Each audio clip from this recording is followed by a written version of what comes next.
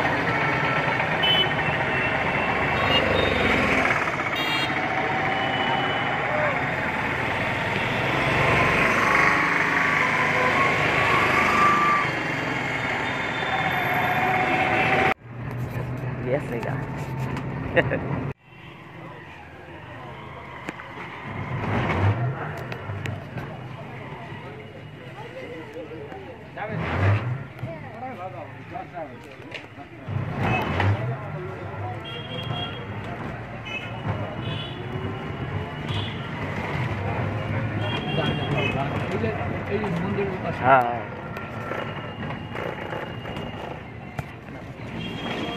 যাবেন নাকি? কোথায় যাবে? শিব মন্দির? আরেকটু আগে দাও না, আরেকটু আগে দাও না, নামেন আর আগাবো না। ও বাবা,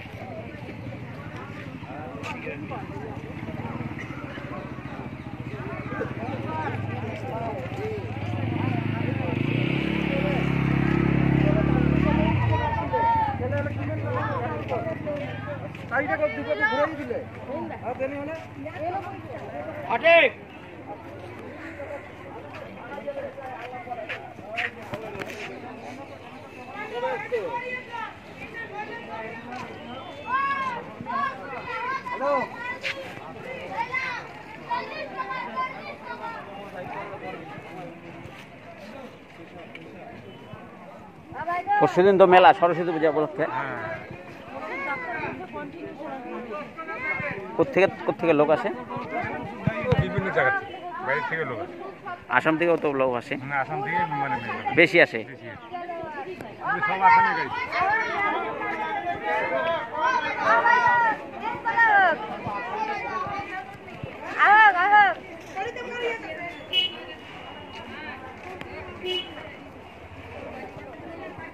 আপনি বাঙালি না?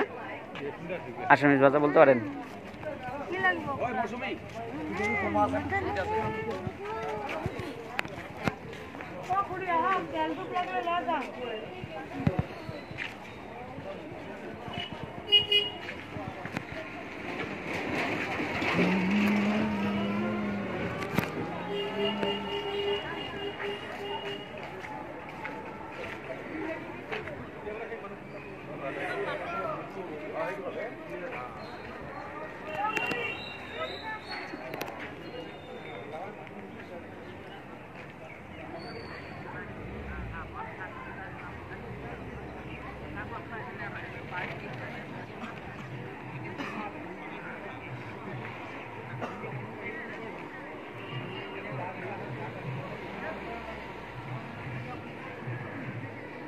এই মন্দিরটা হচ্ছে আসামিজ মন্দির, শঙ্করদেবের মন্দির।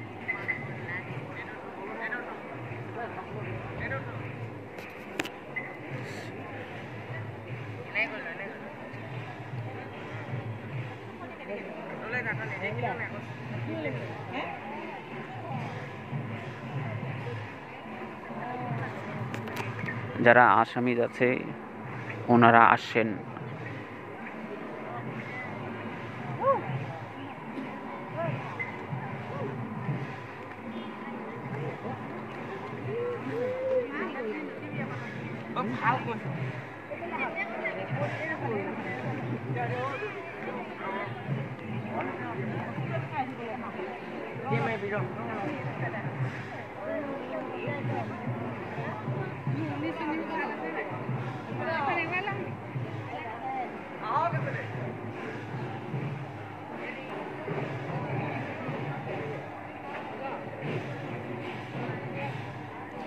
যেখানে যে লেখা আছে ডাস্টবিন ব্যবহার করক, মানে আসামিজ ভাষায় লেখা আছে কীর্তন ঘর।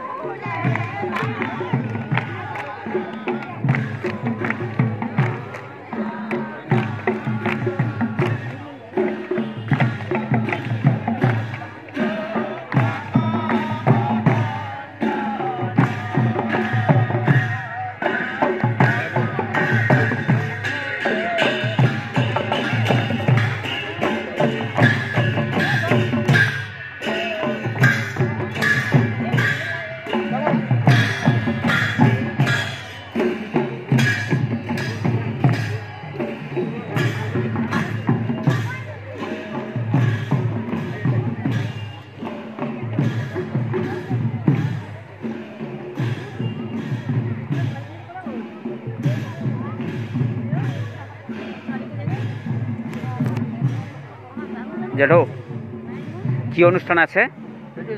এই হেৰি গোবিন্দা হাতৈৰ হেৰি তিথি, शंकरदेव का শংকৰদেৱৰ শিষ্য जन्म का बर्थडे मृत्यु तिथि। मृत्यु तिथि है, डेथ। ठीक है, ठीक। तिरुभाग आपका घर कहाँ पे है? ওদালগুৰি, हाँ, ওদালগুৰি ওৰাং उरालगुड़ी, आसाम। আসাম।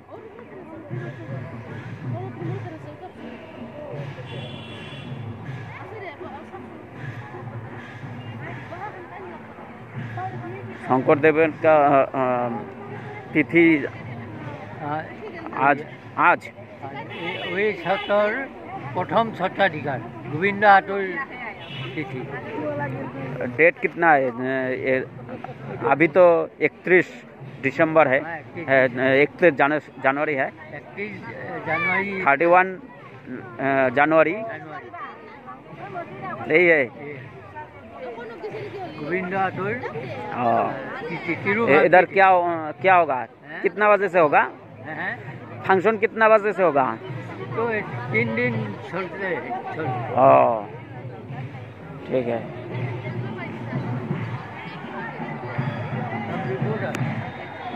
हाँ, नहीं, यूट्यूबर।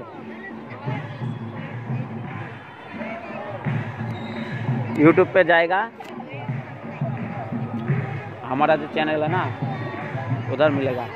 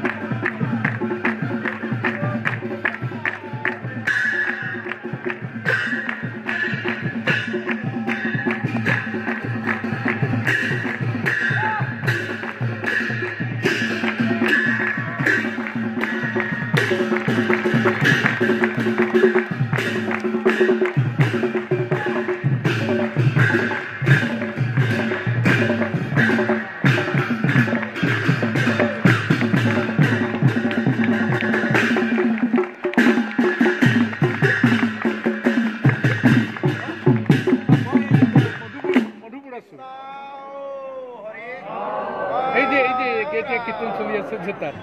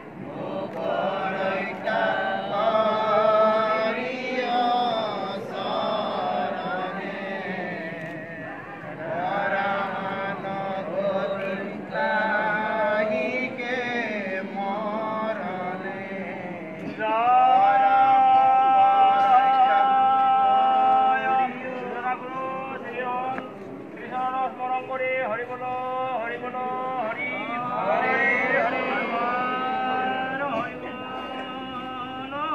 হরি বলো হরি হরে বলা হবে নমো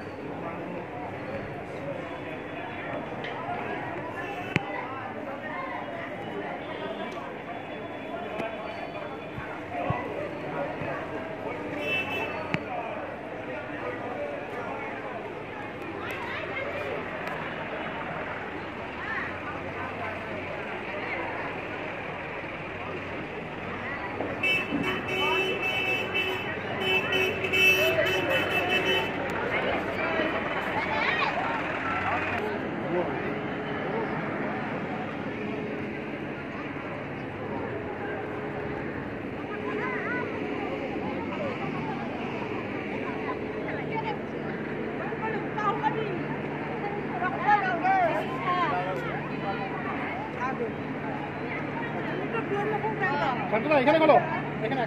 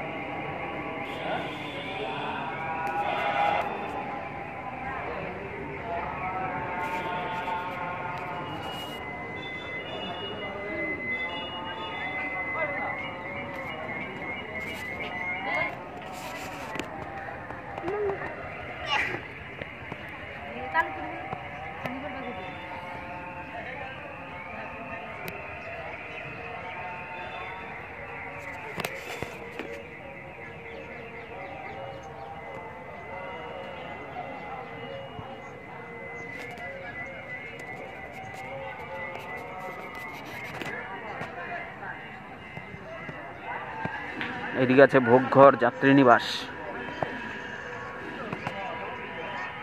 ভিতরে আর গেলাম না।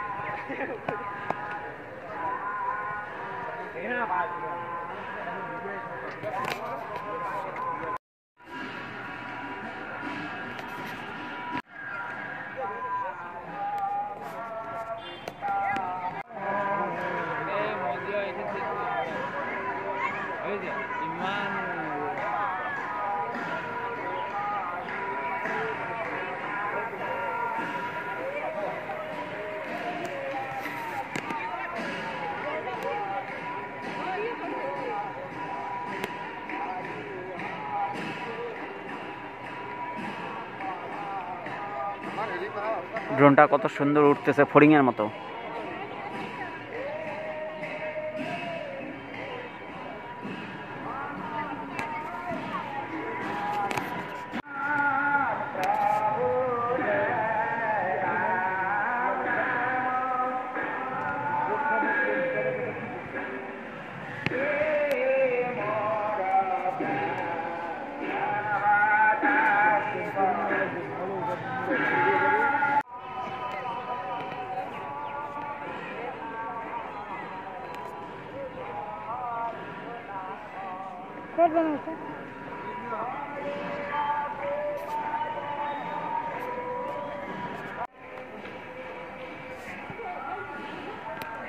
এখানে একটা ঘটনা বলছে, যেগুলো গাড়ি আমাদের ধামের ভিতরে আছে এই গাড়িগুলিকে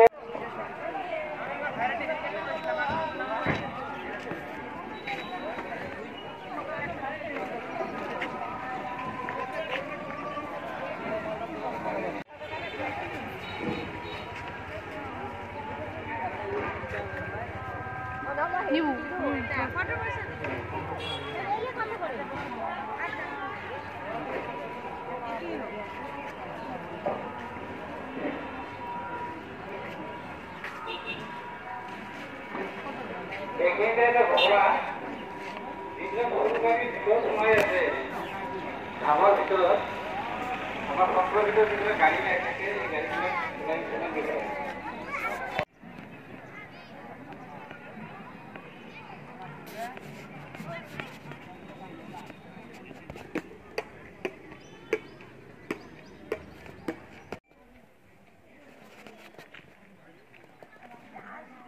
দরকারটু কি যে তুমি মোর অলপ কথা শুনা। তুমি প্রথমে তো মর্তধামত যাই যাক লগ পাবা তাকে কবা যে হংগ করিলে কি হয়, সিয়ে তোমাক উত্তরটো দি দিব। মই এতিয়াই নকওঁ, তুমি আগত যাচোন। তেতিয়া নাৰদে মৰ্তধামত আহি পদাৰ্পণ কৰাৰ লগে লগে প্ৰথমতে দেখা পালে এটা গবৰি পোকা। কারণ প্রভু ভগবন্ত কৈছে তুমি যাক প্রথমতে দেখা পাবা তাকে সুধিবা হংগ করিলে কি হয়। এই গবরি পোকা দেখার লগে নারদে কলে ই তাক আর কই কি হব, এইটো হে গবরি পোকাটা নহয়। প্রভু যে কৈছে প্রথমতে যাক দেখিবা তাকে সুধিবা।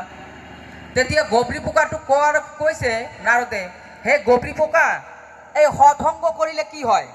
শোনার লগে লগে নারদ গবরি পোকাটো দেখার লগে লগে গবরি পোকটো মরি গল, কোনো উত্তর না আহিল। গল আর বৈকুণ্ঠত যাই কলে প্রভু ঈশ্বর আপনার কথা মতে গবরি পোকাটা দেখা পালু, কোয়ার লগে লগে সেই গবরি পোকাটো মরি গল, উত্তর না পালু তো যে নারদ তুমি আরো কাম করা, আরো একবার যাওয়া। তেতিয়া নারদ আরো আহিল, আহি দেখা পালে একটা পাখি। সেই পাখিটো ফুটিলে এই পাখি এই হংগ করিলে কি হয়, সেই একে অবস্থা হল, পাখিটোও মরি গল। নারদে ভাবিল সর্বনাশ, প্রভু ঈশ্বরের কথা মতে মই দেখুন মর্তত আহি আরো পাপ করি আছো। কারণ যাকে শুধু হিয়ে মরি যায়। আকো গল দাউরি প্রভু ঈশ্বর এইটু কেনেকুৱা কথা হল, আপনার কথা অনুযায়ী এটা পাখিক দর্শন পালু, পাখি খুদার লগে লগে পাখিও মরি গল, উত্তর না পালু। প্রভু আরো কল নারদক তুমি আরো একবার যাব লাগিব, তেনেহলে হয়তো উত্তর পাবা। আরো আহি আহার লগে লগে প্রথমতে দেখা পালে একটা বাছুরি। বাছুরিটি খুদার লগে লগে বাছুরিটো মরি গল। নারদে ভাবিল সর্বনাশ, প্রভু মানে মই সকল সময়তে নাম লৈ থাকো তো, যাতে মোর কিছু পাপ অর্জন হয়, এই কারণে প্রভু এনেকুৱা ব্যবস্থা কৰেছে। গতিকে এইটো তো মোৰ পাপ হয়ে আছে, যাক শুধু ই আৰু জীয়াই থাকাৰ কথা লগে লগে মৰি যায়। আৰু যাই কলে প্রভু ঈশ্বর আপনি কি মহিমা মোক পেলালে, যাকে শুধু হিয়ে মরি যায়। যে এইবার লাস্ট আরো এইবার লাস্ট তুমি আরো একটা মত যোৱা এইবাৰ যেন তুমি মানে পাবাই নহয় ক্ষমা কৰিব আৰ না যাও আপনাৰ জীববিলাক মৰি আছে যে নহয় নারদ আহি যে নারদক বলে যে নারদ তুমি যাই আরো অলপ আগবঢ়াই যাই পাবা একটা রাজবাড়ি এই রাজবাড়ি ৰজাজনৰ বহুত দিন পিছত এটা পুত্ৰ সন্তান হৈছে সেই সন্তানটোক তুমি সুধিবা যে হক ভংগ কৰিলে কি হয় এতিয়া ভগৱানৰ পৰা এই নাৰদ আহি এতিয়া ৰাজবাড়ি পাওয়াৰ লগে চিন্তা কৰি আছে হৰিবল ইমান দিন ববি পোকা মৰি গ'ল কোনো কৌতা না আছে তাৰপিছত পাখি এটা মৰি গ'ল কৌতা না আছে বাছুৰি এটা মৰি গ'ল তাৰ বাছুৰি মৰিছে তাৰ জমিদাৰ না জানে এইবাৰ ৰাজপুত্ৰ কিমান দিন পিছত হৈছে হৰিবল যদি কোৱাৰ লগে লগে ৰাজপুত্ৰটো মৰি যায় তেনেহ'লে তো মৰটো ঘেৰেত হৈ যাব ভয় লাগি আছে এতিয়া ৰাজবাড়ি পোৱাৰ পিছত এতিয়া ৰাজকোটত প্ৰৱেশ কৰিলে